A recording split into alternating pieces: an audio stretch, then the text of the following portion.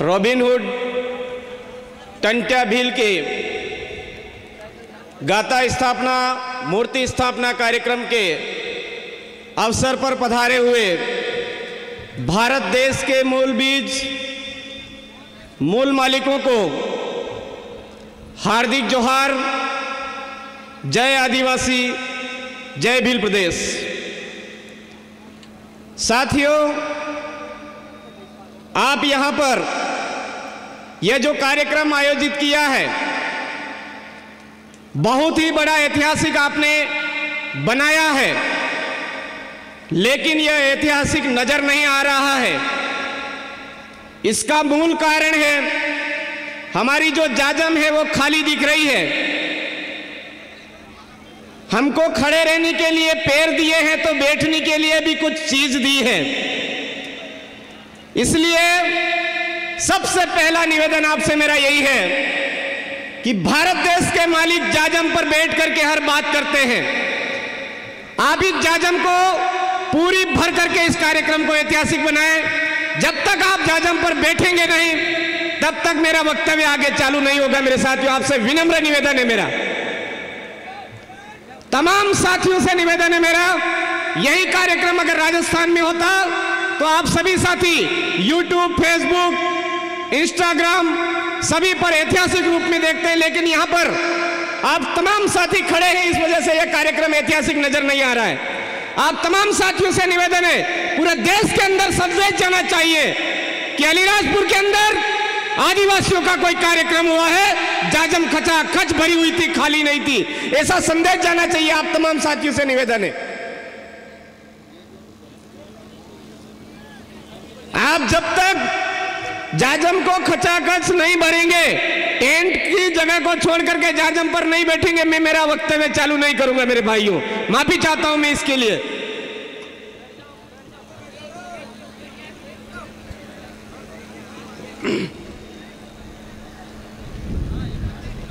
साथियों, हमारे आदिवासी समुदाय में आज की तारीख में महाराष्ट्र, मध्य प्रदेश, राजस्थान और गुजरात, इन 4 राज्यों के अनुसूचित क्षेत्रों में भारत देश के मालिकों को, मूल बीज को आज की तारीख में दर दर की ठोकरें खाने पड़ रही है।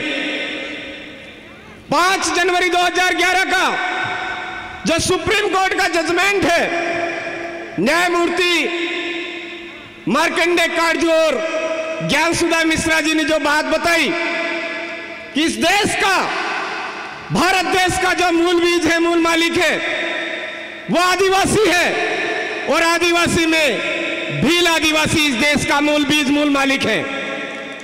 ये बात सुप्रीम कोर्ट के जजमेंट में स्पष्ट बताई गई है। इसी बात को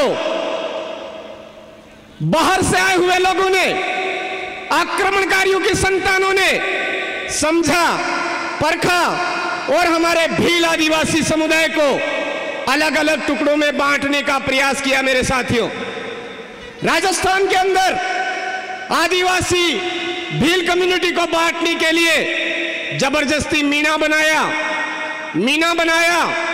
उजला मीना बनाया, रावत मीना बनाया, ठाकुर मीना बनाया।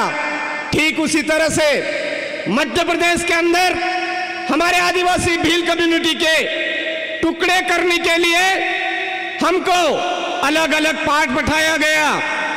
भीलाला अलग बोला गया, भील अलग बोला गया, बारेला अलग बोला गया, पटेलिया अलग बोला गया, पर यह नहीं बताया कि सभी एक ही बीज है, भील कम्युनिटी के ही सभी भाई है, वंशज है। ये बात नहीं बताई मेरे साथियों।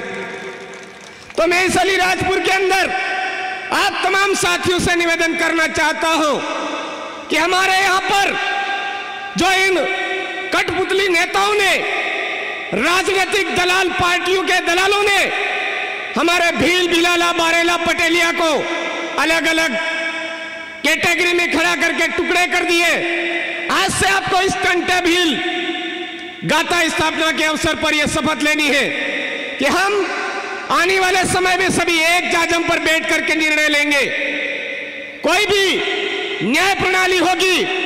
गांव का मैटर गांव में निपटेंगे और उस गांव के मैटर में इस तरह की भावना कभी नहीं लाएंगे कि मैं भील हूं, भिलाला हूं, बारेला हूं, पटेलिया हूं। हमको एक ही बात ध्यान में लानी है, मैं इस देश का मूल बीज, मूल मालिक आदिवासी हूं। यह बात हमको समझनी पड़ेगी मेरे भाइयों। जिस दिन अलीराजपुर जिले के अंदर हमारी ये बात कंप्लीट हो जाएगी, उस दिन ये कमल कांग्रेसी नेता, बीजेपी कांग्रेस के नेता आपके बीच में नाक रगड़ते हुए आएंगे और आपको सैल्यूट करेंगे मेरे भाइयों। ये समझने की जरूरत है। दूसरी बात, हमारे राजस्थान के अंदर भी ये बीमारी है जो इन राजनेताओं ने डाली है। वही की वही बात हमारे झाबुआ अलीराजपुर के अंदर भी डाली गई है, धार्मिक बीमारी। कोई आदिवासी समुदाय को जबरदस्ती आरएसएस के झंडे पकड़ा रहा है, वनवासी कल्याण का बोल रहा है, पता नहीं क्या क्या बोल रहा है। कोई ईसाई मिशनरी के माध्यम से हमारे आदिवासियों को धर्म भ्रष्ट कर रहा है, पकड़ा रहा है। कोई सत्य साहेब की भक्ति पकड़ा रहा है। मेरे साथियों, हम सबको ये बात पता होनी चाहिए कि इनके भी बाप हमारे टंट्या भील थे, इनके भी बाप हमारे बिरसा मुंडा थे, इनके भी बाप हमारे आलिया भील थे, इनके भी बाप हमारे डूंगर बरंडा बाबरिया भील, हमारे उदिया खराड़ी, हमारे बांसिया चरपोटा, इस तरह के हमारे जब्बा भील, इस तरह से हमारे लोग थे। ये हमको समझने की जरूरत है। हमारे पूर्वज पुरखा शक्ति, हमारी कुलमताई, हमारी खेड़ा मताई, हमारे खत्रीज, ये इनसे बढ़ करके इनकी कोई औकात नहीं है जो बाहर से आई हुई बीमारी है मेरे भाइयों। ये सारी बाहरी बीमारियां उनके पूर्वजों को हमारे से पुजवाते हैं मेरे भाइयों। ये बात हमको समझनी है। हम लोग देश के मूल बीज है, मूल मालिक है, तो हमारी प्रकृति पूजक की जो भावना है उसको समझना पड़ेगा। आज हम यहां पर इस अलीराजपुर जिले के अंदर और झाबुआ जिले के अंदर 90% आदिवासी होने के बावजूद हमारे बीच में कठपुतली नेता कमल कांग्रेस की रेवड़ियां हमारे बीच में बांट करके हमारे समुदाय पर राज कर रहे हैं। हमारे इस एरिया के अंदर आर्टिकल 244(1) 5वीं अनुसूची के जो प्रावधान है उनको डकार रहे हैं मेरे भाइयों। हम सबको समझने की जरूरत है। जो शेड्यूल एरिया है, 5th शेड्यूल है, वहां पर भूमि अधिग्रहण अधिनियम 2013 बोलता है कि आदिवासी की जमीन किसी गैर आदिवासी के नाम नहीं हो सकती है। गैर आदिवासी के नाम तो क्या, न केंद्र सरकार के नाम हो सकती है, न राज्य सरकार के नाम हो सकती है। उसके बावजूद हमारे इस एरिया की जमीन गलत तरीके से हमारे एरिया के कलेक्टर महोदय बिना ग्राम सभा की परमिशन के गैर आदिवासियों के हाथों में सौंप रहे हैं। हम सबको एक जाजम पर आकर के हमारी आर्टिकल 13(3) का रूढ़िगत ग्राम सभा की जो पावर है, उस पावर को ध्यान में रखते हुए हमारे बीच में आने वाले गैर तरीके से जमीन हड़पने वाले को हमारे जो कानून नियम नियमावली है उनको सिखाते हुए उनको यहां से खदेड़ने की जरूरत है, संवैधानिक तरीके से मेरे भाइयों, बुद्धि बल से, ऐसा नहीं हम बल प्रयोग से खदेड़े। साथियों, हमारे बीच में जबरदस्ती ये जो जमीन संबंधी आज मामले खत्म किए जा रहे हैं, उसी तरह से हमारी सरकारी सेवाएं भी खत्म की जा रही है। हमारे राजस्थान में अभी अभियान चला हुआ है कि आर्टिकल 244(1) की जो मूल भावना बोल रही है, उसके तहत हमारे आरक्षण के प्रावधान, प्रतिनिधित्व के प्रावधान तय किए जाए। लेकिन हमारे इस एरिया के अंदर आज की तारीख में हमारी जो राज करने की व्यवस्था है उसके अंदर तो हमको प्रतिनिधित्व दिया गया है, लेकिन सरकारी सेवाओं में हमको प्रतिनिधित्व नहीं दिया जा रहा है। मेरा आप तमाम साथियों से निवेदन है कि हमको हमारी जो सरकारी सेवाओं में समता बनाम आंध्र प्रदेश 1997 के अंदर जमीन के प्रावधान है, उसी तरह से हमारे सरकारी सेवाओं के प्रावधान है, वो भी हमें दिए जाए। ये मांग हमको इस जाजम के माध्यम से उठाने की जरूरत है मेरे भाइयों। हमारे बीच में कुछ जैसे दलाल किस्म के लोग, उनको भी मेरे साथियों कभी कभी बुरा भी लगता है, गांडू किस्म के भी कहूंगा, जो हमारे समाज का उपयोग करके विधानसभाओं में जाते हैं लेकिन कांग्रेस बीजेपी के तलवे चाटते हैं। ऐसे गांडू नेताओं को भी 2023-24 में हमारे बीच में नहीं आने देना है।